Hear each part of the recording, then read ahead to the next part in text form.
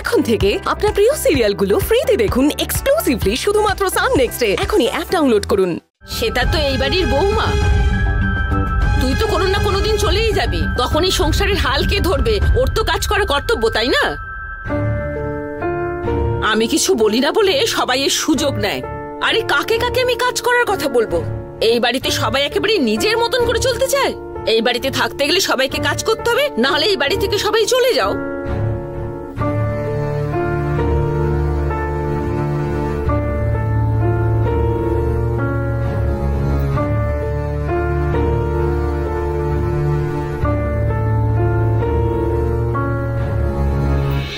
আমাকে এখানে কেউ ভালোবাসে না।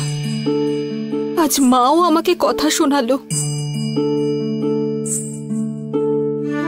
তুমি তো জানো গৌরী, আমি এই বাড়ির কত কাজ করি,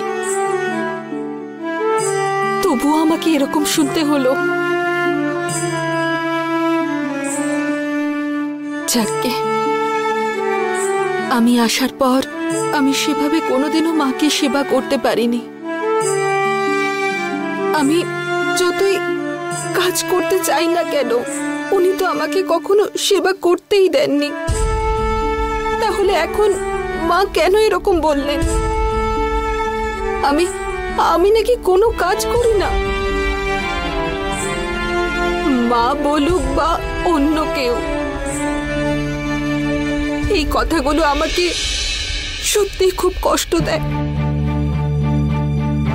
মা এগুলো বলার আগে একবারও ভেবে দেখলেন না? শ্বেতা বৌদি, প্লিজ তুমি কান্নাকাটি করো না। বড় মা তোমাকে মন থেকে বকাবকি করেননি। তাহলে মা কেন এগুলো বললেন?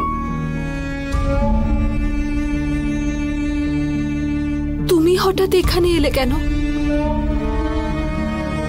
তোমার কোথাও যাওয়ার কথা ছিল না? তুমি তাহলে আর যাচ্ছ না তো এই বাড়ি ছেড়ে?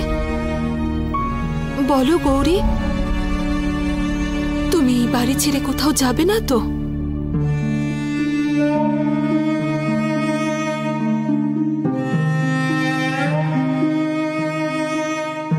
আমি তোমাকে কি করে বলবো বৌদি, আমি আর এখানে থাকতে পারবো না। আমি যে বড় মাকে আমার সব সত্যিটা বলে দিয়েছি, আমায় চলে যেতে হবে। Thank you so much. Thank you, I got this. Rudra, তোকে দেখেই আমি একটা ভাইবস পাচ্ছি। মনে হচ্ছে কাজটা হয়ে গেছে। এক মিনিট, আমি গেস করব। তুই যে প্রজেক্টটা ডিজাইন করেছিলিস সেটা না। তাহলে মিসেস পাঠেকার রিলেটেড কিছু?